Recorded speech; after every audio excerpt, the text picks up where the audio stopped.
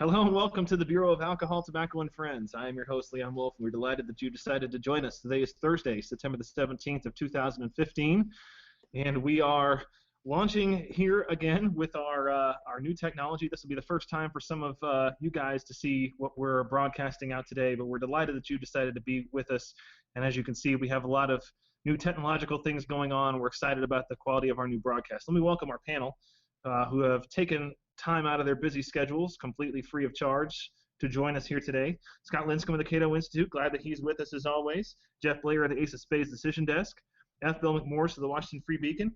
And as I announced last week, Neal is going to be taking a sabbatical for a few weeks, and so Becket Adams of the Washington Examiner has graciously agreed to fill in Neal's absence. We're glad to have Becket with us, who's been a guest on the show a number of times. And returning to the guest chair, for I believe her second time, is Ashe Schow of the Washington Examiner. Ashe, we are glad that you are here. So we're going to jump right into the news of the day. Of course, as all of you know, we had yesterday the second of the GOP debates in what seemed to be a virtually interminable session of debating. I believe, in fact, the candidates are still debating right now. Everyone has just turned off their TV. But if you watch the whole thing, in all seriousness, I think it was about 5 solid hours of debate coverage, including the JV debate and the varsity debate, and a grueling experience for the candidates who were involved, in particular for the candidates who were on the main debate stage. And we're going to talk about that at some length and dissect the candidates' performance. And so we're going to go, first of all, to Ashe, and we're going to talk a little bit about the JV debate, the debate that occurred early in the kind of the happy hour portion of the evening, involving Bobby Jindal, Lindsey Graham, Rick Santorum, and George Pataki. Ashe, do you think any of the candidates in that debate had any kind of breakout performance that will get them invited to the main stage next time, like Carly Fiorina did in the first debate of the JV candidates? Absolutely not. All 4 of them proved why they're in JV. I mean, nobody had a breakout performance. I saw some people talking about Bobby Jindal as if he kind of may have done pretty well, but I don't know, him sniping at Rick Santorum for so much of the night was just immature and not very presidential.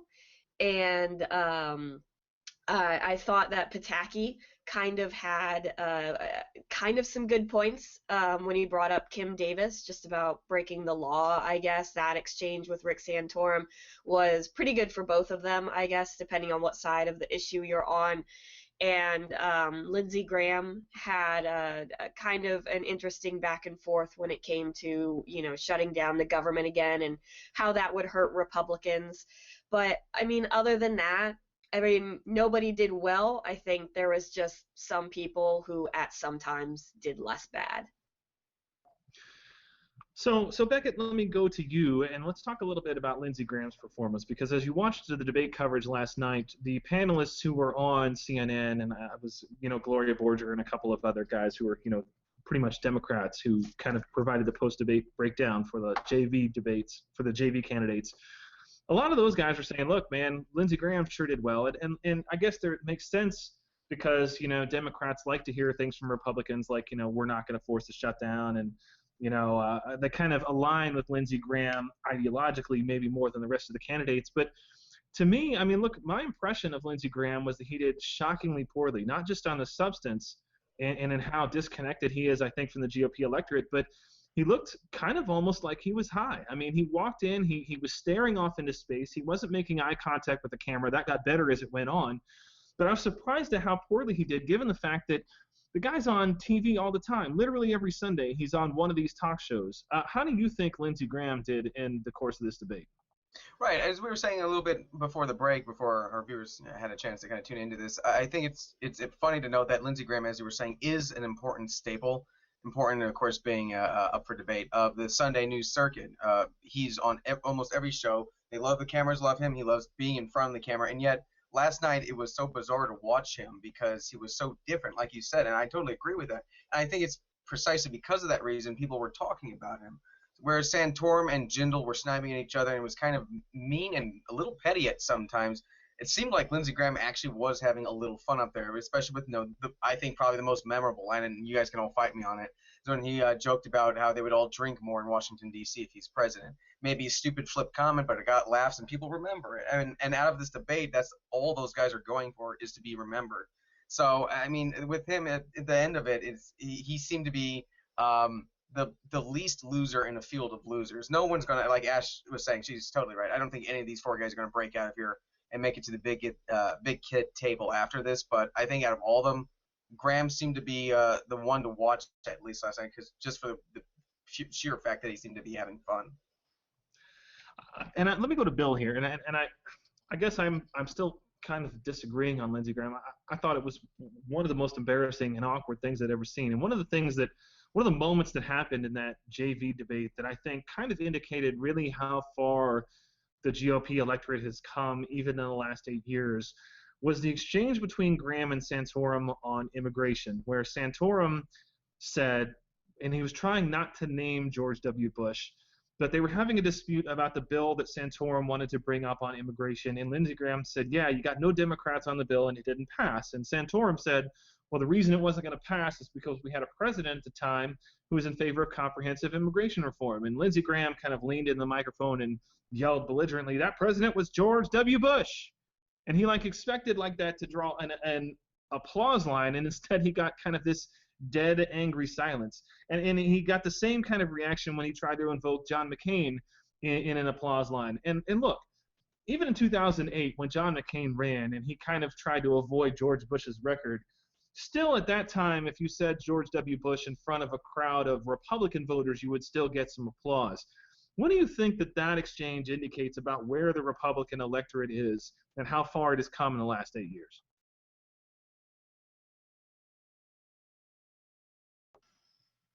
Hello, Bill? Yeah, sorry about that, Leon. You spoke so long that my computer froze. My apologies. So I think you were asking how far the GOP electorate has come, and I think the better question is how far have we fallen, and how far will we continue to fall? And with Trump on the rise, I think the sky is the limit for how indecent we can go. So I actually look forward into discovering this process and seeing us just sink ever lower day by day. I think it's going to be fun. So let me stay with you here, Bill. With regard to Santorum, I mean, look, everybody says, look, it's a terrible thing that Trump is in the lead. I agree with that sentiment, but how quickly we forget that in the last election cycle, Rick Santorum, this guy that we're all kind of justly, I think, making fun of for his performance last night, was kind of the last man standing other than Mitt Romney. I mean, he had an actual 2-week period in which he was in the lead of the Republican candidates after caucuses had already occurred. I mean, can we really say that we're worse off now than we were back then? No, we're definitely not worse off. This is the most talented field we've ever had of primary voters. And I'm waiting for somebody to break out ahead of Trump. And he's showing some cracks already, which I expect and pray will turn into a mudslide of epic proportions. But I'm not sure who is going to capitalize on that. Right now, it seems like Cruz is going to be the natural landing spot for these guys. But I think Rubio is kind of has the right strategy in that, he'll let Jeb Bush, that was an honest mistake. He'll let Jeb Bush, take the slings and arrows. He'll let Rand Paul desperately flail at Donald Trump. He'll let Bobby Jindal desperately flail at Trump, kind of coast through it. So I don't think we're going to see the same fluctuation we saw where everybody flooded to the not Mitt Romney candidate. I think we're going to see kind of a measured, sling of arrows at Donald Trump. And I think the last two that we're going to see standing are Ted Cruz and Marco Rubio. I think that's what we're going to see, and that's going to be a very interesting fight to see who the voters prefer, the guy who throws out red meat or the guy who's kind of pushing this youthful, invigorating message. Scott, the RNC is making noise to the effect that they're going to cancel. There's going to be no more JV debates, even though they've kind of been scheduled at this point. But they're saying you're hearing rumblings from the RNC that they're just going to cut that sort of the pro part of the program out entirely, which I think is probably the right move. I guess the question is, not only does the JV debate need to be cut, But the fact that we had a debate that had to be 3 hours long last night was, I think, a little bit much for everybody. I think that's kind of a consensus opinion. Where are we going to draw the line? I mean, how many candidates do we realistically need to have on stage? And who would you cut from the current field to bring it down to a more manageable number so we could have an hour and a half, maybe 2 hour debate that still gets some meaningful substance? Well, I mean, I'm hoping that between now and the next debate, the laws of nature will cut down some of this. Hopefully you'll see some of the kiddie table guys bow out. I'm still, fingers crossed, hoping for a Gilmore resurgence. Was really disappointed that he wasn't there last night. Why was Jim Gilmore not there? Not that anyone cares, but now that you say that, I'm kind of curious. I was actually a little worried about him. I thought he might be trapped at like an Iowa bus station. I just want the governor to get home, and I think that we should try to help him. But it turns out it was something about he didn't get the requisite polling numbers. I think the kiddie table actually has, he needs 1%, and he didn't even get that. So he is at 0%. But anyway, back to your original question on who needs to go. I think I'm the wrong person to ask, because if I had my way, there'd be a whole different cast of people cut from the main debate than I think the poll numbers show. But we certainly could get rid of Trump, Carson, and Huckabee rather quickly, and I don't think lose a beat. But I don't think, unfortunately, those guys are actually polling pretty well. So it's going to be a tough call to figure out who goes unless there is a money issue. Yeah, it was interesting. I had a post the other day that riffed off of something the Media Research Center dug up that showed that 78% of CNN's GOP primary coverage, 78% has been about Trump in the last 2 weeks. And it had kind of a neat graphic that got everyone riled up because Jim Gilmore was like 4th among the GOP candidates in media time. And the reason for that is that Jim Gilmore had a couple of segments where he was asked to be on as a former Virginia governor to discuss the Roanoke shooting. But it was great that everyone for a minute there was outraged that Jim Gilmore was being on TV more than Ted Cruz or whoever their preferred candidate was. So, Jeff, let's go to you. You get the first question about the main stage candidate debate, which I think is the main event that everyone wants to talk about. How do you, evaluate the first kind of testy exchange of the night where Trump just basically out of nowhere blasted Rand Paul even better? Immediately before that, Trump had basically been more or less complimented by one of the other candidates. I don't even remember who. He just out of nowhere says, and by the way, what the hell is Rand Paul doing here? Everybody knows he shouldn't be on this stage. Who do you think won that exchange, if it's possible to determine who wins any exchange with Donald Trump anymore? Well, I don't know if there's a way to determine a winner or a loser. I also don't think it was necessarily out of the blue, because I believe, if I recall, the question was phrased by Jake Tapper in the context of Rand Paul said that you don't have any business having your finger on the button if somebody can't trust your temperament. I'm willing to let someone else correct me here, but that's how I recall the question originally being phrased, and that's why he lashed out at Rand Paul. That's somewhat beside the point. I was watching this with a friend of mine who is a very intelligent and educated conservative voter, Trump curious, I guess is the way you could characterize him. And we were just laughing our asses off about it. We were just like, about the fact that like right out of the gate, he is just going for this sort of pointless anger and this pointless, attacking people who are irrelevant. The thing about Rand Paul is, Trump was actually sort of kind of right when he said, like, oh, Rand Paul doesn't belong on the stage. Rand Paul, at this stage of the debate, seems to be an irrelevancy. But when someone like Donald Trump goes after Rand Paul at this point, it feels like Trump is punching down.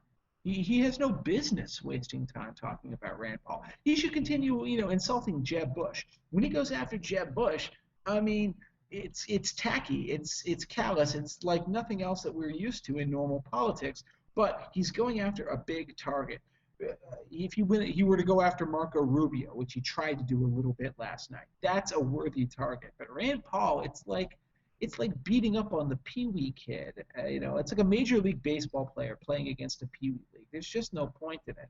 And it made Trump look smaller, which kind of gets back to my thought that I've long since given up trying to calculate how Trump does in these sorts of forums. Because I remember last time I saw the first debate, I thought, oh, Trump didn't come off so well. He lost. Well, apparently he didn't, because his polls just kept on rising after that. So I thought he lost again tonight for any number of reasons. It's overdetermined. But I'm not going to sit here and say I'm certain of that, because what I do know at this point is that I know I'm not capable of understanding what it is Trump's fans tune into or tune out when it comes to his errors or his mistakes. I can see what they see in him at times, because I'm not so cut off that I'm able to do that. But I'm not as I'm more critical of him than they will be. So maybe they're just going to think he had a great night, and they aren't going to react to the same things that I did. But I thought, on an analytical level, he had a shitty night, and he got worse and worse as the night went on. That 3-hour format did him no favors. So Ashe, let me go to you. And one of the things that's been kind of frustrating for me as I watch Trump is that you watch him about some things, he clearly has literally no grasp of the issue at hand. He's just talking in generalities, and he's learned the art of basically BSing his way through questions. But anyone of, I think, even relatively marginal intelligence can tell that there's a lot of questions he gets that he just doesn't know where to begin with a substantive answer.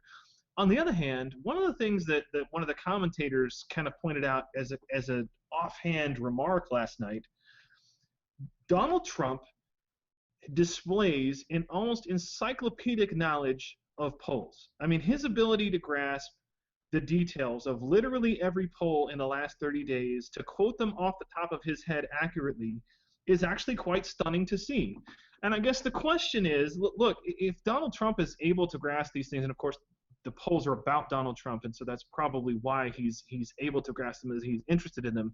Do you think that Donald Trump will ever be able to kind of turn his attention and focus to things like, what are we going to do in the Middle East? What should my tax policy be? Those kinds of things that some of us, at least, are waiting to hear from Donald Trump in terms of what he believes and what he knows about the issues.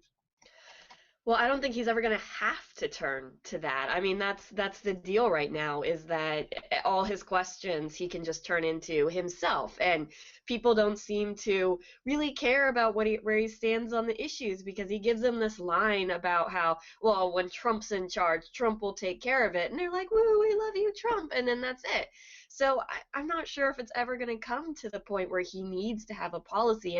And to kind of go back to your point about not being prepared for questions, I mean, I found that interesting where, Hugh Hewitt and Dana Bash were supposedly, the questioners or the whatever for that debate, and they were seen almost less than any of the candidates. And here you had, just like last week or the week before, that great exchange where Hugh Hewitt showed that Trump knows nothing about foreign policy, but Carly Fiorina is really well prepared on it, and you didn't have any sort of like follow up on that, or any new kind of questioning from Hugh Hewitt to set Trump apart that way. I mean, he totally got away with it, which is what he's been doing this entire race. So Becket, let's go to you. And if you watch a lot of CNN like I do, you'll know that CNN has for weeks been essentially playing this debate up as a Trump versus Jeb Bush debate. I don't think that was the biggest story of the night, but it definitely was, or at least in terms of what the voters are going to care about, I don't think it was the biggest story of the night. But it was definitely a central thing that CNN tried to focus on. Who would you rate as the winner of the Trump versus Jeb Bush, the many, many, many exchanges that they had throughout the course of the night? That's it. That kind of goes back to what we're talking about with Rand Paul. And Trump didn't do himself any favors with the way he goes after Jeb Bush and Rand Paul. I think he was worse going after Rand Paul, especially when, kind of continuing the theme of going after people's looks. He didn't do himself any favors going after Bush, but I don't think he really hurt himself. Kind of actually dovetailing a little bit off of what Ashe was saying, one of the issues that I perceive, at least, about Trump supporters is there really is not a lot he can do that will hurt them with him. No, but with kind of the general electorate, I guess, Trump didn't come off as too sour or vile or too mean even with Bush. But Bush, I think, did hurt himself because he just isn't good at this game. I don't know. I don't know No, who's he's advising. terrible. I don't know who's advising him to. How could he not muster genuine anger about an attack on his wife? I mean, even that portion looked wooden and fake. It was disturbing. That was the perfect moment. I want to know who is the guy coaching him on his team. He's like, you need to go after Trump, go after him hard. Whoever's telling him to do this got to stop, because Bush doesn't appear to have a mean bone in his body. He can't even get mad. You need to apologize to my wife. No. Well, okay. And that was how that exchange went. No, I don't. Like I was saying, I don't think Trump comes off losing too much. I don't think he gains much. But I think Bush lost in a lot of those. He kind of came back with that ever-ready joke and had that weird high-five moment. But he just came across looking like, for lack of a better term, just a total doink, incapable of standing up.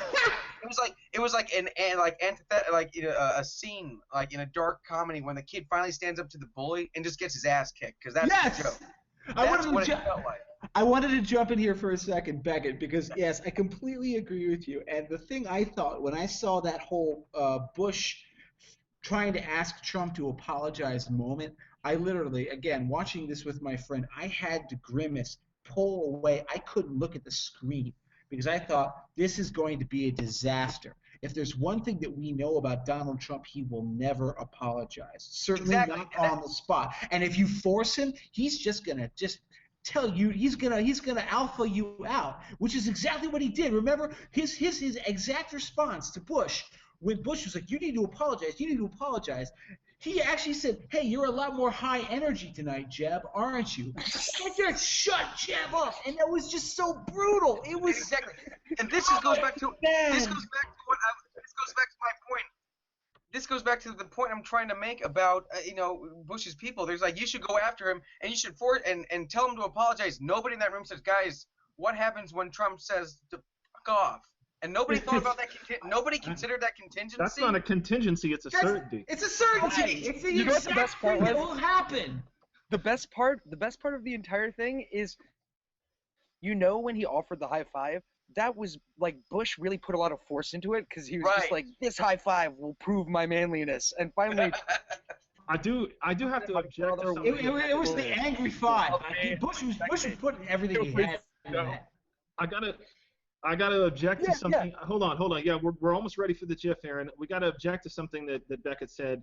You cannot call the high five between Trump and Bush weird. Okay, there's only one weird high five from now until forever, and that was the high five / handshake / hug between Trump and Carson. Yeah. Roll it, Aaron. Show our viewers what we're talking about here. This is the weirdest high five I've ever seen in my life. Go for the Bush one first.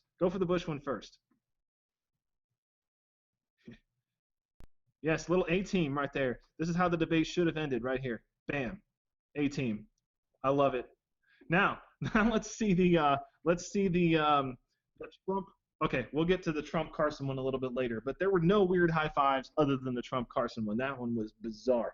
So, Aaron, you wanted to jump in here with a comment about Trump's performance.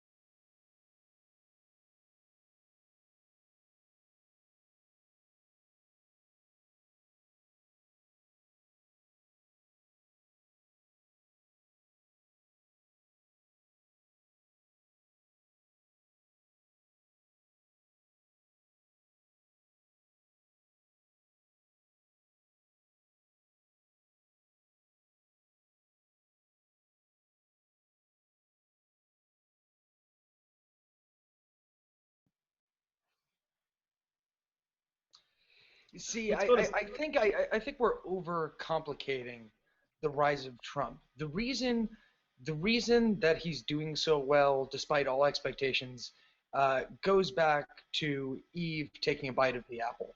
That's why Donald Trump is so good, because man has fallen and hopelessly born with original sin, and will continue to screw up day in and day out as long as we shall live.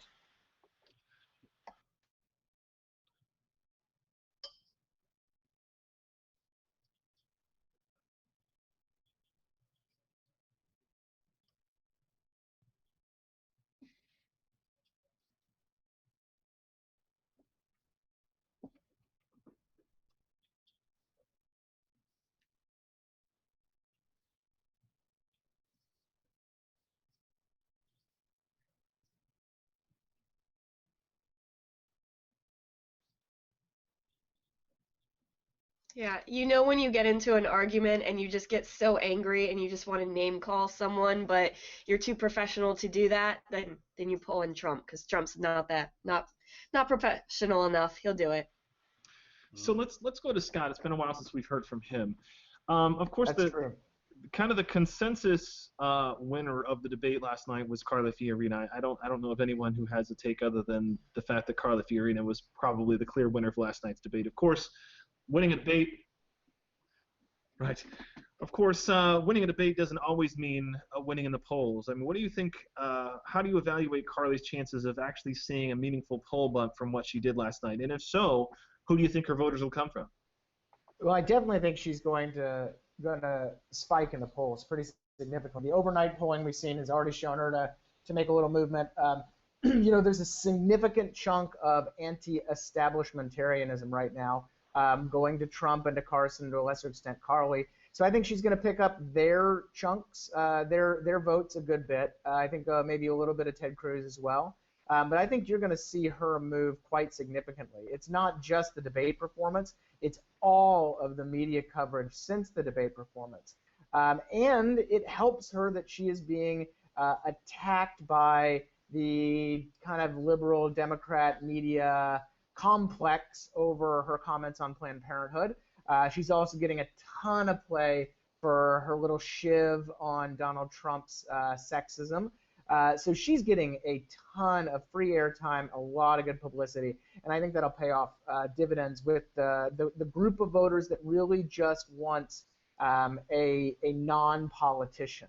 And I think she'll move significantly. So do you think that she'll take voters from the Trump pile, from the Carson pile, or from someone else? Who would you expect to go down at the expense of her going up? Right. No. So I think she'll take most from Carson, some from Cruz, and some from Trump. The issue with the Trump pile, though, is that it's just so fetid that it's really unclear how much of that will move. But my guess is a little of that as well, as he starts to fall. And I'm increasingly, especially after last night, I really think we're starting to finally see the decline of Trump. And I pray that no one watching this or anyone on this show ever uses the term Trump curious ever again. Right. All right, so let's go to wait, Jeff. Wait. Yeah, but you can go to me, thank you. But I am proud of coining that phrase, Scott. It's just disgusting. We agree. Like the old softcore porn movie of the 1970s. I am curious Trumpish. Okay. And I am not ashamed to admit Where do you get these things? This is so embarrassing. It is. It was a popular phenomenon. It's a cult movie. Okay, Leon. Award-winning internet television is what's occurring here right before your eyes, ladies and gentlemen. So Jeff, let's talk a little bit about Carson. One of the things that was kind of surprising to me, in light of the fact that Carson is basically rising in the polls, Trump appears more or less bulletproof. I thought that last night would provide an opportunity for the other candidates to kind of take some shots at Carson. And not only did we not see that, but Carson, and this is maybe a dynamic that only I noticed, but he was the only guy on the stage that no one would interrupt. When he talked, everyone shut up, turned to the center of the stage, waited for him to finish speaking. Absolutely. And kind of one of the more, I guess, humorous exchanges of the night was when Christie was basically given an opportunity. Even Chris Christie was given an opportunity to basically get into it with Carson, and he took great pains to not say anything negative about Carson. Not only that, but he actually said, like, Ben, you weren't talking about me, were you? You weren't talking about me. So what do you make of the other candidates' reticence to go after Carson at all? Oh, yeah, it is a fascinating phenomenon, and we both noted the same thing. And my interpretation of it is this. I think it's twofold. First of all, there is a reluctance to go after a guy who is, A, popular, B, is the only African-American guy on the stage, C, is an outsider. But now, hang on, I heard that last night, but Herman Cain got his butt kicked in some debates last year. Yeah, but the thing is that I mentioned A, B, and C. I didn't mention D. I'm not like Herman Cain. I don't just have 999. I got a 4-point program. 9999. Okay. D is the fact that on top of everything else, Ben Carson is incredibly soft-spoken and reserved and thoughtful. He refuses ever to come across as anything other than gentle and thoughtful when he speaks. Well, okay, that's great, but my point is, and I'm speaking to the invisible producer here, but my point about Ben Carson is that he is so soft-spoken and polite that going after them, it's going to look like a party foul in any situation. He has never said a mean thing about anybody, and in fact, whenever he says something in the media that is interpreted as, oh, Ben Carson takes a shot at so-and-so, he actually makes it a point to go back and say, no, that's not what I meant. I don't want to run that kind of a campaign. That may or may not be a great electoral strategy, but what it does is it makes the candidates on the stage very reluctant to go after him because his fans like that approach in a way that maybe you or I or the political professionals aren't really accustomed to. But not only that, it just seems mean. I actually do think on a non-political level that every person up there on that stage genuinely likes and admires Benjamin Carson in a way that I think a lot of them, if you got them privately, got them drunk, and asked them to talk about like Donald Trump or Rand Paul or Chris Christie or even Marco Rubio or name any candidate, they would have a lot of crap. They would talk a lot of shit. They would not talk shit about Ben Carson. They would say, he's not qualified for the job. He's not ready for it. I don't think he could be the nominee. But they'd say, but man, I like that guy. And it makes it very hard to ever go after them. And if he ever becomes the front runner, that's going to make it complicated. Yeah, I mean, he's the world's greatest neurosurgeon, but like at the same time, him being too nice is gonna kind of cause problems for him. Like him not just saying, no, Trump, you're stupid, vaccines don't cause autism. Right. That was a big problem for him. Like, big problem. No, we're all sitting there like, just tell him he's stupid. Don't be nice. Like, come on. This is absolutely down to his stuff. Here's the thing. As long as he's in second, Leon, for 1 second. As long as he is in second place, Ashe, that is not going to be an issue because he'll always be the second best choice runner. Then it's going to become an issue.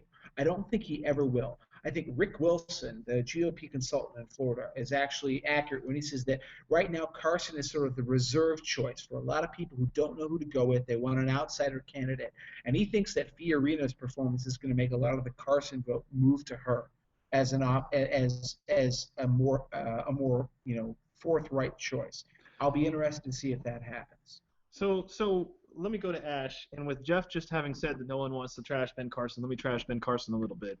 And this is kind of going against the conventional wisdom, but I thought, quite frankly, that Ben Carson had the second worst debate performance of anyone on stage, second only to Jeb Bush. And the reason that I say that is, look, it's one thing for a guy to not have white papers, on every conceivable policy that might come up. It's one thing for him to not know some gotcha question about some esoteric foreign policy question involving some country that we don't deal with or hear about in the news every day.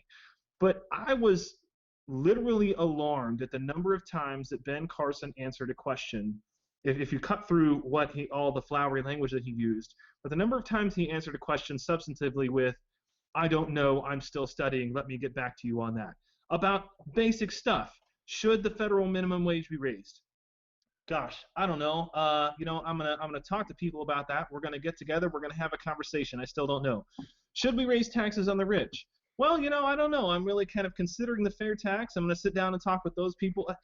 The guy's been running for president for months. This is basic level stuff. It's troubling to me that he doesn't even have a broad brush answer. Forget having, specifics. We're going to do X, Y, and Z with the tax code, but a broad level, even idea of where he wants to go with these issues. And as I read the debate recast today, I seem to be the only one who has that problem. Is that something that, when, if at all, is that going to hurt him in the polls going forward? This kind of lack of preparedness, quite frankly, to talk about basic issues that Republicans care about. Now, you're not the only one that thinks that. I've been having that problem for months. When he first burst onto the scene for you guys, after the national prayer debate, I was like, wait, Ben Carson, like the Ben Carson I've been a fan of since I was 11 years old. My English teacher first told us his life story. I've known about him for, over a decade now. And suddenly everybody knows about him and he's popular, and I was really excited. And then he started talking and he started saying crazy things like comparing Obamacare to slavery and all these ridiculous things. I was like, no, Ben, no, you were the hero. You've been my hero since I was a kid. Like, what is happening? And then to see him on the debate stage, and he was kind of going with the whole the problem I saw with the JV people, where they would kind of start a sentence and end the sentence in like completely different ways, and nothing they said was coherent or made any sort of sense. And Carson's answers really mirrored that a lot for me. I mean, I didn't know where he was going with anything, and then he didn't have cohesive responses to anything. And the minimum wage, I did actually think he eventually had kind of an interesting answer on that by saying, like, all right, fine, well, let's at least have like a starter wage so we can get kids employed, because a minimum wage at $15 is not going to do that for them. But generally, I thought he had a really weak performance, and he looked like he was half asleep, or at least sounded like it. So, Becket, one of the candidates that I thought did the best out of anyone on stage who's not getting a lot of press today was Chris Christie. I think that Chris Christie probably won the most bang for the buck award. He wasn't on camera a lot, but when he was on camera, he made an impact pretty much every single time that he was on camera. Do you agree with that assessment? And if so, do you think that is this a race that Chris Christie can get back into, or is he just basically kind of doomed to live in the 3 to 5% range where he sits now? Right. On to the first point, I agree with you. I think Chris Christie, whatever experiences he has being in front of a camera, he utilized every second he had with that microphone and in front of a camera. I thought just on not on substance, just on style, I thought he came across as well-spoken, forceful, mature, basically nothing but nice things to say. Like when he broke up that little fight between Fiorina and Trump, he came across looking, he did what Kasich was trying to do all night, which was look like the adult in the room. Again, not on the substance of what Christie was saying, but just on the way he came across. I think he did great. And if he doesn't want a career in politics, he should retire and then train other politicians, because everything he did in front of that camera, I thought was perfect. And will that translate to any sort of bump in the polls or anything? I honestly don't think so, because that goes back to the substance. He's not saying a lot of stuff that I think the primary voters are either interested in or buying. If we're seeing the rise of Trump and Carson because people want this sort of outsider, non-DC thing, there is nothing of that sort of magic that translates over to Christie. Christie is this Fed prosecutor not Fed prosecutor. He's this old school, lawman governor. There's a lot of stuff that they have to complain about him, but I think his style last night was spot on, and I think he deserves maybe a bump. Again, not for substance, just because he was good in front of the camera. Will he get it? I don't think he will, though. I was interested to see, when the Planned Parenthood issue came up, that, this ought to be an issue that's right in Ted Cruz's wheelhouse. I don't even remember what Ted Cruz said about the issue. What I remember, of course, was Carly Fiorina's kind of electric answer that she gave, and Chris Christie, of all people, I think knocked the answer out of the park, talking about what he did with Planned Parenthood in New Jersey, and made a very forceful defense of life and against Planned Parenthood. But let's go to Bill. Bill, do we have your camera working? Looks like we do. All right, good. So, Bill, I want to ask you to kind of evaluate Marco Rubio's performance of the night. I think that he, along with Fiorina and Christie, was the one candidate who I guess did himself favors last night. Although I will say the problem for Rubio is that I think that he was the clear winner of the third hour of the debate, which who the hell was still watching by the time the third hour rolled around. whereas in the first 2 hours he was more or less absent from the camera because it was the Jeb v. Trump show. I can tell What'd you you right think now about that Bill wasn't watching during the third hour. I know that for a fact. I was ruining Splintered Caucus in the third hour. But in hours 1 and 2, CNN actually, somebody tweeted out the debate times, and Marco Rubio had 1 minute and 30 seconds, which was half of what the second to last place guy was getting. And this is the guy who won the first debate. You would have thought that he would have been included more. For some reason, they chose not to do that. My favorite quote from Rubio last night was, "There once was a man named Leon whose sexual perversions were sick. He loved nothing more than to be peed on by just about any old prick." Oh, I'm sorry. That was a Brent Cochran poem. I promised our YouTube viewers that I would read any filthy poem on the air, so my apologies for that. So back to the topic of Rubio. Award-winning Leon, can I cut Bill off because he's earned it? This is exactly the stunt that he pulled last night with me.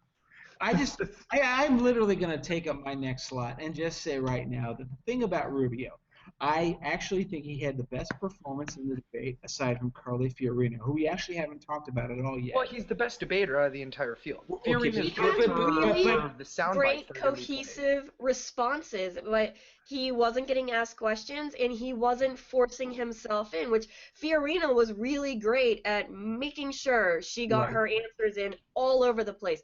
Trump does that as well. Right, but Ash. Like, what's nice you about know, if having we were a half female an hour in candidate, and I was like, make wait, sure is she gets to Cruz say and it. Rubio still on the stage? Because they weren't even talking. And then, come on, Kasich was there apparently too. Okay, but here's the thing. This is the analogy that I made last night before I fell asleep. That the problem with Marco Rubio is that he's almost like yacht rock, from the late 1970s. If we're on that late 1970s jag that I seem to be stuck in tonight, he is smooth and easygoing, and he never hits a false note. But he never upsets the boat either. He never does anything that strikes you or jumps out. And I could not disagree with that take more. Well, Jeff. okay, but the thing is that he always hits the right note. So he should disco? And he never hits a note that's false. And I think he is my favorite candidate. He is literally. You ask me who do I vote? I vote Marco Rubio right now. Right. Look, but I I feel like really he does good something. Every single time that Rubio spoke, my editor was like, next president, right there. Like, he did have a lot of mic drop opportunities, just like Fiorina, but he comes off as soft-spoken and not combative, and it's really presidential, and I just wish he would speak more so that everybody would see that. I mean, here we are, 24 minutes, whatever, into, maybe longer, into our little 55 minutes into this. I don't know how long we've been speaking, whatever, I lose track now. But however long we've been speaking, and we're just now getting around to Rubio, when really I think he had the second best performance, but he just didn't speak that much. But the thing is, Rubio needs to disrupt something. He needs to do something that actually breaks his normal smooth. No, he does. No, he does it. This is exactly the point I was making earlier, in that Rubio is kind of flying low right now. He is courting donors more than anything else. And this guy is going to win Florida and force Jeb to drop out of the race. But Bill is right. I think this is part of his strategy, is just be well measured, be presidential, be it over and over and over again. He's doing the tortoise versus the hare thing, where we know that Donald Trump is eventually going to flame out. And I don't think Ted Cruz. There are two strategies here. There is Cruz sucking up to Trump, hoping to capture his supporters, and there's Rubio, which is let everybody else trade insults with Donald Trump, and eventually, once America has woken up, started paying attention again, they will see that I have been the most well-measured, as long as we're talking about temperaments that are suited for office, and I think that this will actually pay off for Rubio. I think right now, he's going to capture a lot of donors, a lot of the money guys, and he's just going to quietly build up a fortune, play the background, be reasonable. And I think he plans on springing it out and letting his performances and stuff like this speak for itself later in the campaign. So I hope so. And one thing that I let me noticed. interject here. Hold on a minute.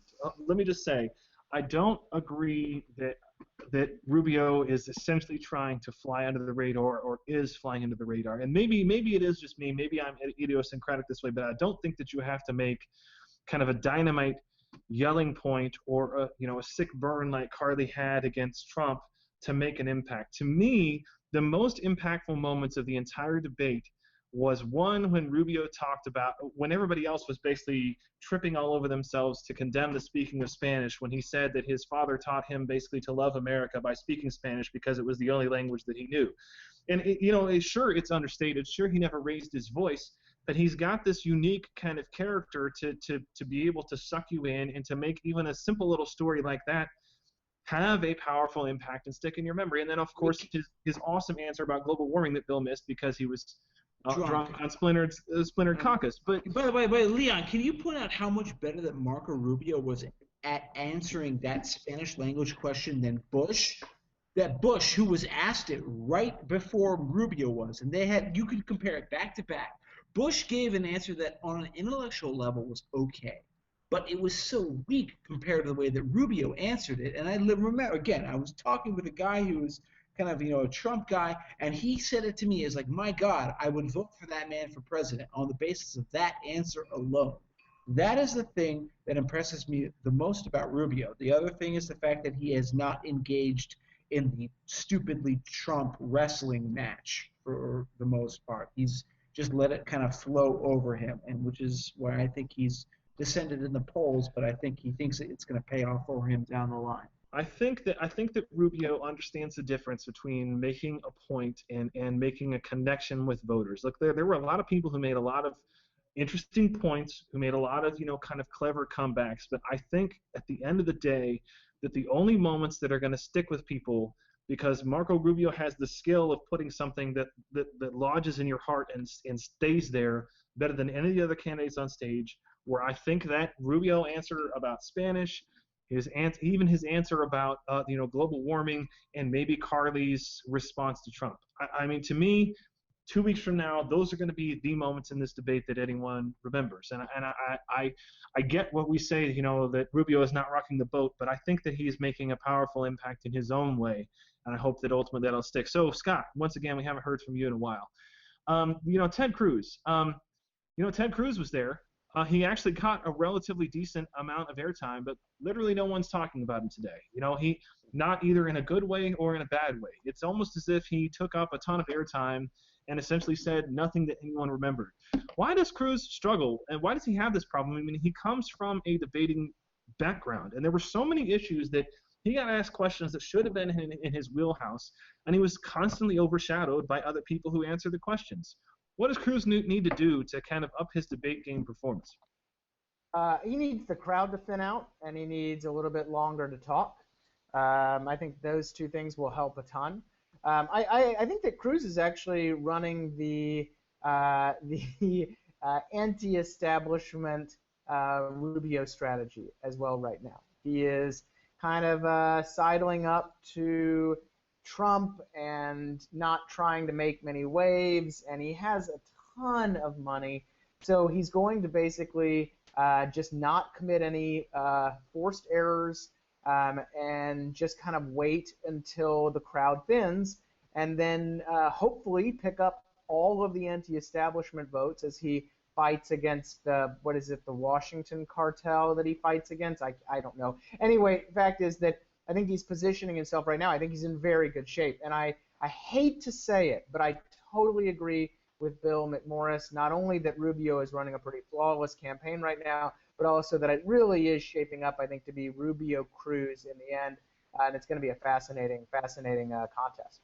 Well, maybe. I mean, one of the things I noticed was after the first debate, we had a whole lot of people saying, Rubio Fiorina 2016, and after this last debate, I'm seeing people say Fiorina Rubio 2016. I mean, that might change, and ultimately it might be different, but right now I'm seeing a lot of Rubio Fiorina.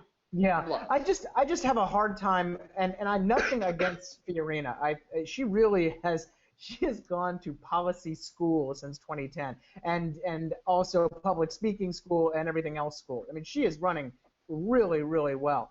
I just have a really hard time thinking that someone who doesn't have the infrastructure and the experience can win out in this kind of war of attrition. I just don't see it, particularly with so many other names and well-funded names in the game, and with her background with HP and the Iran stuff. I mean, there's some stuff out there that I think will end up tripping her up in the long run. I still think she might be a good beat candidate, but I don't see her lasting the whole way.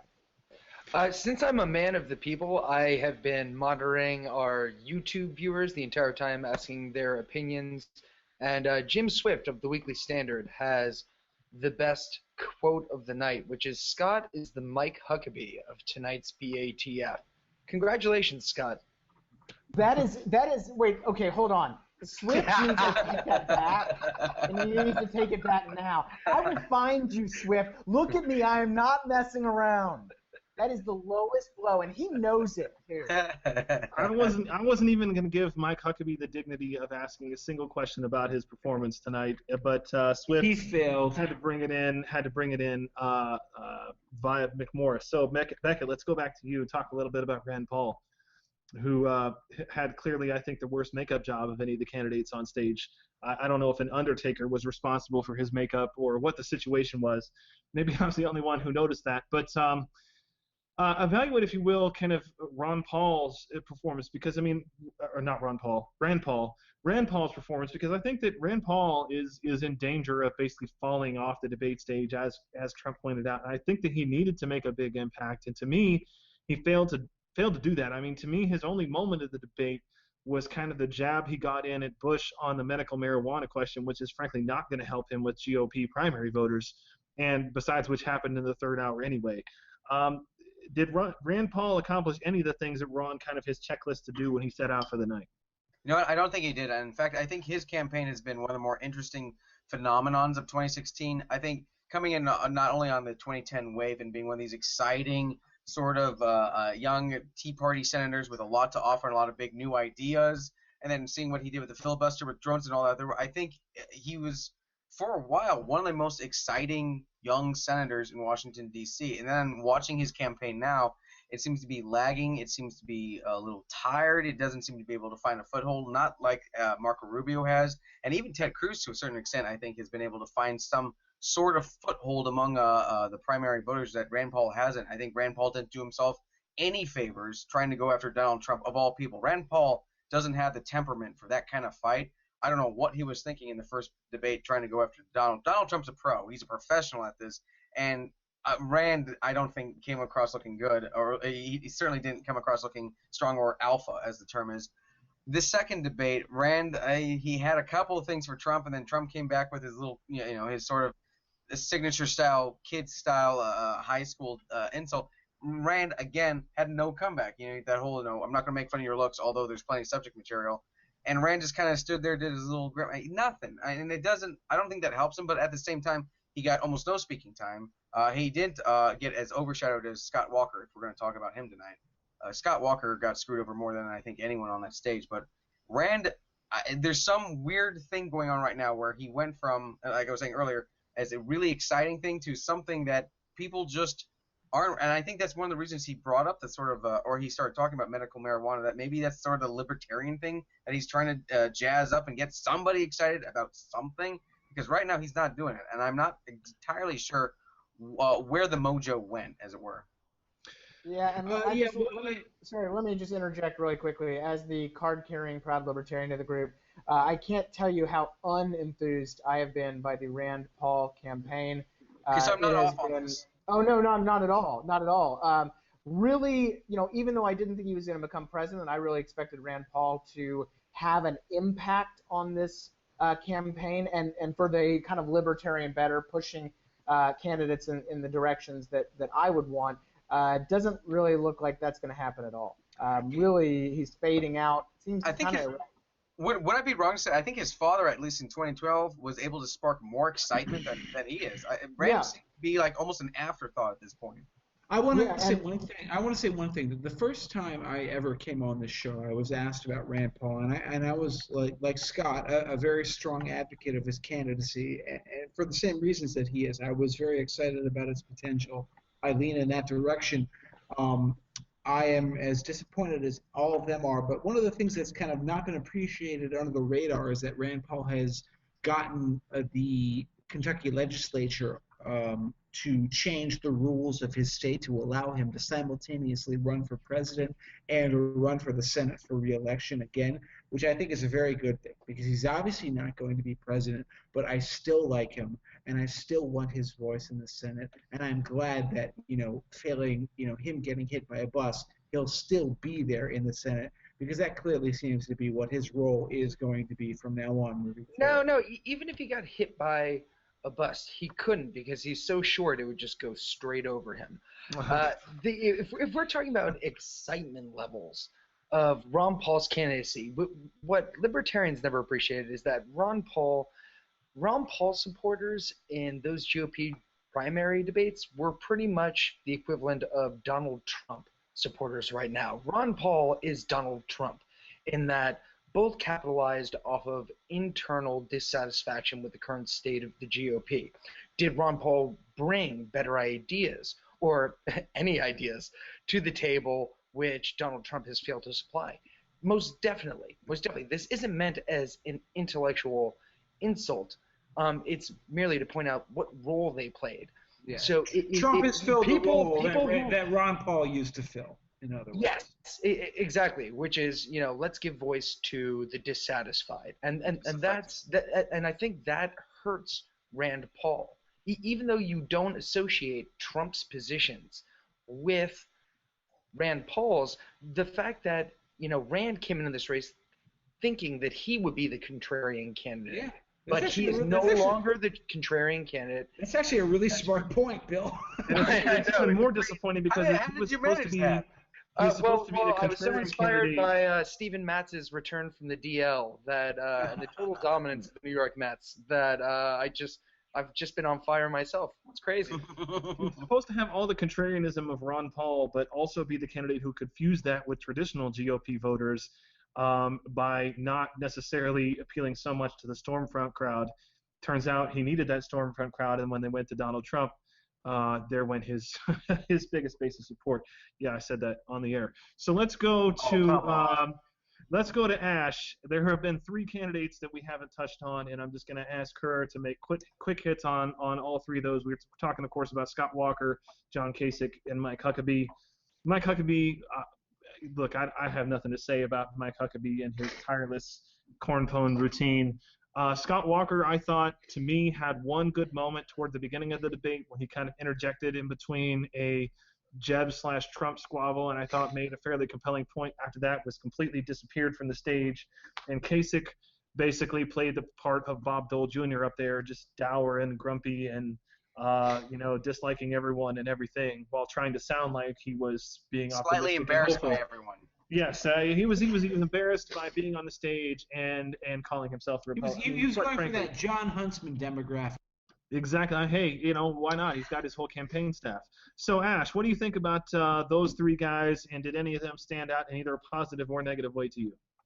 Well, I think if you're looking for people who need to be cut from the debate, I mean, I'm sad to say because I thought Walker had a really good chance at the beginning, but he's not there. He's just standing there on the debate stage. He had the fewest minutes of speaking time in the entire 3 hours at, I think, like 8.5 minutes. There was 30, 40 minutes of time that would go by without him speaking at all. And here's a guy who was like number 1 in the polls and before Trump and is just falling. And as far as Kasich, I think he could go. I don't think anybody outside of Ohio is really like Kasich who at this point. And as you said, he just stood there, just grumpy. And what kind of vision of the future when you're just dour all the time? And then the other guy was Huckabee. And I'm just really sick of his Pastor Bob character. Like, I wrote in one of my columns recently that his campaign slogan just needs to be, "Did somebody say religion?" Because that's the only time we hear from him. And like on anything else, it's like Huckabee, whatever. But when there's like something to be said about religion, it's like Huckabee's there, and then he's gone again. And I don't see anything else from him. Huckabee's like a really lame superhero. He's like God. Exactly. Like all he does, he just religion. Did somebody see Jesus? Huzzah! I'm here. It's like an awful Sunday morning. I'm sorry, there is nothing wrong with being Robin to Jesus's Batman.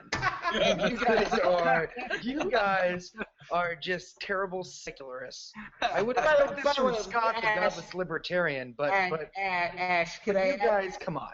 And I don't mean to be like tremendously shallow about this whole thing, but am I the only one who takes Huckabee much less seriously as a guy who weighs 300 pounds? I mean, when he was 110 pounds slimmer, for honest to God, he was saying the same things, but for whatever reason, I was much more able to listen and not think, here is a bumpkin. I don't know. No, actually, Leon, you're a shallow bastard. I just want to say one thing, which is I am actually saddened and stunned that it took us to the end of the show tonight for Ashe to finally say something about Scott Walker. It's the first time that we've discussed it. And what does that tell you about what has happened in his campaign? I won't lie. When this whole cycle started, he was my man. He was the guy. Aaron, I gotta tell you, our producer just spoke to us in our earphones, but the people out there aren't hearing it. They're not hearing it. I'll just say that what he just said is that it tells you that Aaron Gardner was right, which is that Scott Walker was not the man. He was not the man, and he has faded, and he is the greatest governor on that stage. He has the best record of anyone on that stage. He has done the most for his state of anyone, maybe other than Rick Perry, who you could argue, on that stage, but he has not risen to the occasion. He is fading away, and we are already treating him like he's a ghost. And what does it say that it took us an hour and 10 minutes to even speak his name? That is a very sad comment on last night's debate. Well, yeah, but when we think about it, back in the fall, I think everyone on this panel was talking about that Scott Walker was the man to beat, last March. And right now, he is irrelevant in September. He'll be out by October. We should just start calling him the Washington Nationals. Nice. So, God damn it! So we're gonna close off here. We're gonna move away a little bit from the debate coverage, and we're gonna talk a little bit. I subjected myself a little bit today to the farce hearing that was going on in the House about defunding Planned Parenthood. Thank God that we have the crack team of Renee Elmers et al. Down there to save us all from funding Planned Parenthood is all I have to say. I feel so much better for the future of the Republic as a whole, not just of the defunding of Planned Parenthood, knowing that the fearless folks in the United States House are down there hammering this issue out. But what was interesting to me is that the Democrats have stuck to kind of the most ludicrous set of dishonest talking points I've literally ever heard in my life about the editing of the videos and so on and so forth.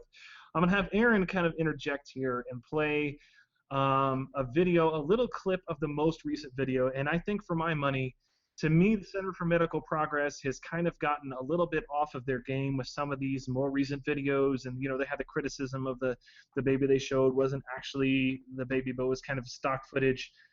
This video, I think, to me, is maybe the most compelling one since the first two or three, in that it shows conclusively, I think, discussion, not in abstract terms, not in, I want a Ferrari, but a clear policy, a clear unwillingness to put it in writing, but a clear acknowledgement that it was wrong to sell the parts of aborted babies for money, that they were doing it, and that they understood that it was something they couldn't put in writing, they couldn't get leaked to Congress or to the New York Times. A clear indication that Planned Parenthood knew what they were doing, knew that it was wrong, and that they planned to continue pressing on doing it anyway. So, Aaron, go ahead and roll the clip, if you would. Well, yeah, but there's we're doing it. There's opportunities for people to find out about it.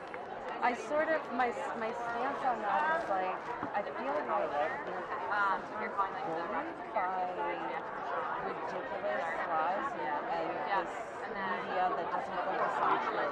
And I don't really participate in that level of discussion, and that we should operate as an organization the way any other organization would.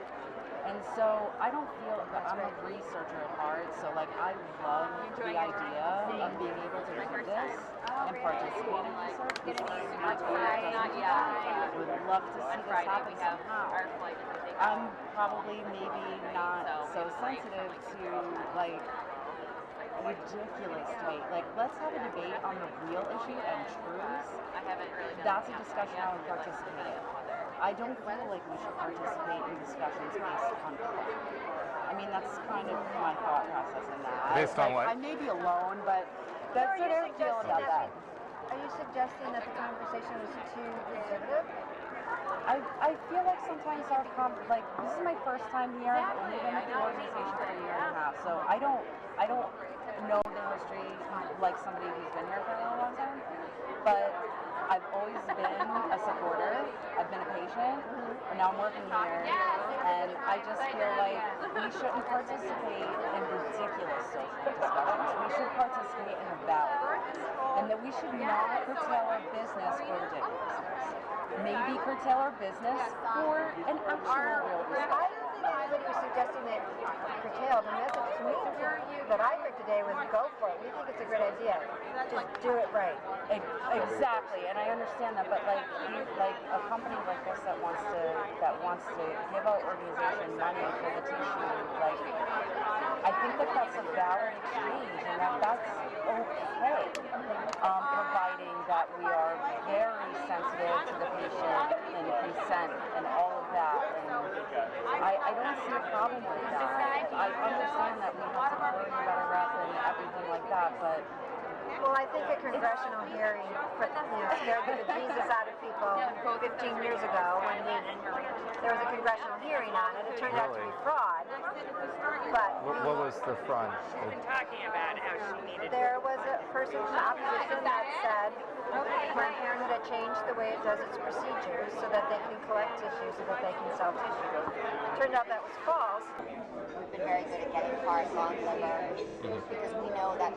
So I'm not going to crush that part. I'm going to basically crush below, I'm going to crush above, and I'm going to see if I can get it out intact. But it sparked a congressional hearing and some federal legislation, which is where some of that came from. So we just want to not have to repeat that. Right. And there are a lot of Planned Parenthoods that participate in donation programs that are reimbursed for. And that's fine. Yeah, it's fine. We're just suggesting that call us, help us, or let us help you walk through some of those steps to make sure that it's done right. Yeah. We can talk about this some more. So, yeah, I think go for it. And use us to the extent that you can. Okay. All right. Thank you very much. Yeah. Appreciate it. And I know Northern California, Marmonte, LA, they all provide donation for remuneration. So they would also be good people to check with. All right, thank you so much. Yeah, she asked more questions than anybody. Oh, she was really getting into it during the. Yeah. I hope that she didn't leave thinking that we were saying don't We're do discouraging it. Because Roger said I'm going to say a number of things, and I only want you to go away with one message.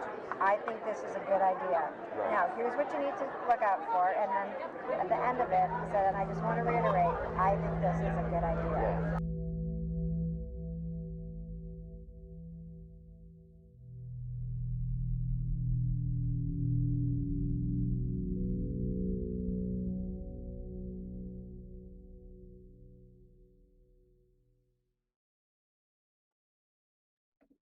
Thank you very much, Aaron. Guys, let me just throw this open to the panel here. Let's have kind of a roundtable discussion about your thoughts. Becket, you were saying kind of off the air as I was running, you agreed that these last few videos before this one were not as compelling. What do you think about what we're seeing here now and really the substance of what CMP has dug up here so far? Right. Not to say or downplay the last few videos. The point I was making is they're a little more underwhelming than the original. The original videos where you have them talking about doing a little better than breaking even, which could signal or heavily implies at least breaking federal law, as you're not allowed to profit off the sale of fetal tissue. Or the other videos where you see actual Planned Parenthood affiliates discussing performing partial birth abortions, which are very much illegal, so as to extract human organs intact. The last few ones have been a little more, I want to say, in the weeds. This last one, though, that we just showed, I think is important because it shows it says a lot about the response that we've seen in the press and from Congress to this entire scandal. Everything we've heard from senators, from Barbara Boxer to congresswomen and congressmen, talking about how this is a non-scandal, it's nothing, you guys don't understand it, it's all taken out of context, selectively edited is the other big one we're seeing. We're also seeing a lot of this from like Sarah Cliff, who's at Vox now. She's more famous for brushing the Gosnell slaughters under the table as a local crime story. A lot of them have been watching these videos and then saying, well, I watched them, so you don't need to, and I can assure you that there's nothing to see here. And yet, what we just saw in this last video is Planned Parenthood itself saying, oh yeah, people actually knew what we're doing. Huge PR scandal. Why would you say that unless there's something that even Planned Parenthood is saying there's a problem with? Right.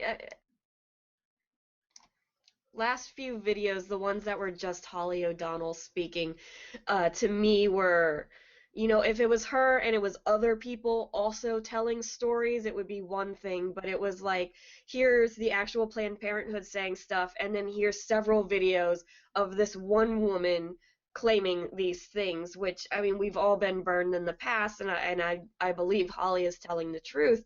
It's always difficult when it's just a single source coming out and saying these things without, corroborating evidence to go with it. So those videos that were just her speaking were more difficult for me to become outraged about, just because we were just hearing secondhand what was happening, whereas in the first videos in this last one, we were hearing it from Planned Parenthood, people that still worked here, people that have been defending the organization. So those were a lot more horrific to me than the Holly O'Donnell ones. And I guess my point about that was just to Ashe's point, and I think you're right. I think that's one of the reasons I think the original videos had as big an impact as they did, is because you're hearing it right from the horse's mouth. You're hearing this from Planned Parenthood employees, as opposed to someone who could, although I think it might be wrong, who could be written off as just a disaffected ex-employee. See, this is all well and good, but the only attempt that STEM Express, aside from issuing a blanket denial that they never broke any laws, the only thing they have offered up nobody to dispute what Holly O'Donnell says. They have offered up nobody to say, no, we don't cut through babies' faces to get to the brain. No, we don't jumpstart hearts to better harvest the organs. And that is all very telling. The only article that has been written to attack Holly O'Donnell was not calling her a liar. It was a leak. It was a leak of her presence on fetish websites. And I mean, it has to be telling. The fact that they can't deny what is actually being said, so instead they go, oh, she's such a Christian now, look, she's on a fetish website. Right. The fact that that's the only, and that article ended up getting pulled because the social justice left doesn't like slut shaming. So they had to actually do it for violating a leftist principle. Right, and I agree with you guys that it's much more powerful when you have Planned Parenthood employees saying this stuff, talking about how they profit, talking about how they change methods, talking about how other people make income from this, as the last video did. It is certainly more powerful than disaffected employees says this, but the absence of actual denial has to be taken into account.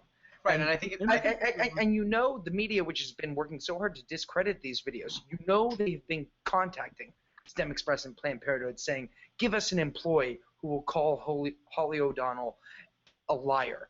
Right. And they haven't produced one. Right, Why and is that? I think one of the most important things, the takeaways right here that I actually try to regularly in my reporting on this note is that you hear from New York Times, actually, and this Brent Sher at the Washington Free Beacon had a great article that I was so jealous I didn't think of.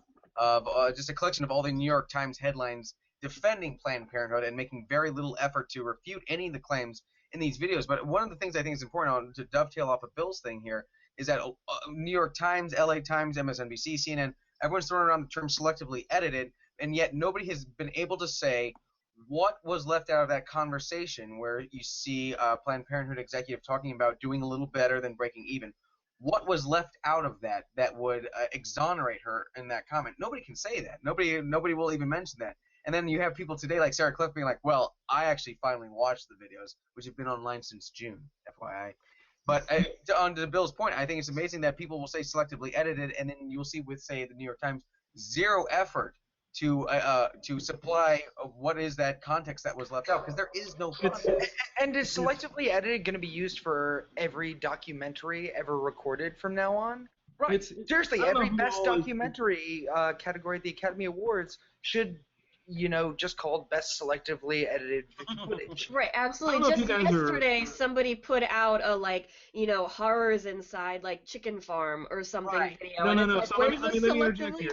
I got a perfect example for this, although probably only Jeff and Scott are old enough to remember this particular story. But you may remember some years ago, there was a chilling expose on 2020 about the meat practices at Food Line. Do you guys remember that? I remember. Is this some guy? Wait, Leon. They sent a guy undercover for 6 months at Food Line. 6 months he was there with a hidden camera, and they rolled something like 2 minutes of footage of these allegedly disgusting practices and nearly put Food Line out of business. I think they may actually be out of business today. I haven't seen it. No, they're not. They're not. They're still. I remember when I went to law school at the University of Chicago, they were still right across the street. They're still in Nova, although I didn't go to law school in Nova, so my anecdote's not as good. By the way, Leon, was that a very subtle way of pointing out A, how old I am, but B, the fact that today is my birthday and that this is the best day of my life? No, Jeff, no one cares. We almost made it through without acknowledging that. Listen, we don't have to see it now, do we? This video, and I'm glad that Aaron, we were able to get that to show, because I think this is one where, although it's not as visually disturbing, you don't have the actual pictures of aborted fetuses for whatever good that does, but this is one where the actual video is, I think, important for people to see, not just because of the words that they use, which are incredibly damning, but just look at the body language of the people who are talking. And I forgot the woman's name. It is damning. It is.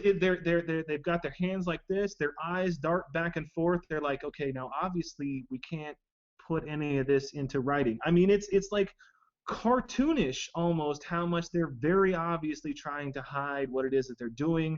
They have obvious shame about it, but yet at the end of the day they're like, but yeah, I mean, just do it. I'm almost upset at CMP for waiting this long to put this video out, because the furor has died down. Now the media has basically moved on. We've begun debate season, silly season. You're really not seeing the same amount of coverage, and it's not just in the left-wing mainstream media. It's in the even right-wing media, because even us, we have moved on to other things. Yeah. I mean, I'm not going to blame them too much, because it's not the facts are the facts. People are waiting for something as shocking as the first videos. Like I've been saying, the last 3 videos just haven't been. Right? No, Becket, I completely agree with you. Hey, don't worry about it, guys. The Washington Free Beacon has all this stuff. All right, guys, we're way over time here, so we're gonna go ahead and close up. So I want to thank everybody for being with us tonight. Thanks for staying a little overtime with us tonight. Appreciate your patience with us. Want to thank my panel for taking time out of their week. Scott Lincicome of the Cato Institute, Jeff Blehar, the Ace of Spades Decision Desk, F. Bill McMorris of the Washington Free Beacon, and Becket Adams of the Washington Examiner. Thanks, you guys, for being with us as always. And special thanks as well to our guest panelist, Ashe Schow. Thanks to Aaron for the excellent job that he did producing. Looks like we were all on Fox News tonight or moving into light speed on a Star Wars movie. So one or the other of those things was true, or maybe both, and I thought it looked great. So thanks everybody for being with us. Hope you'll be back next week on the Bureau of Alcohol, Tobacco, and Friends.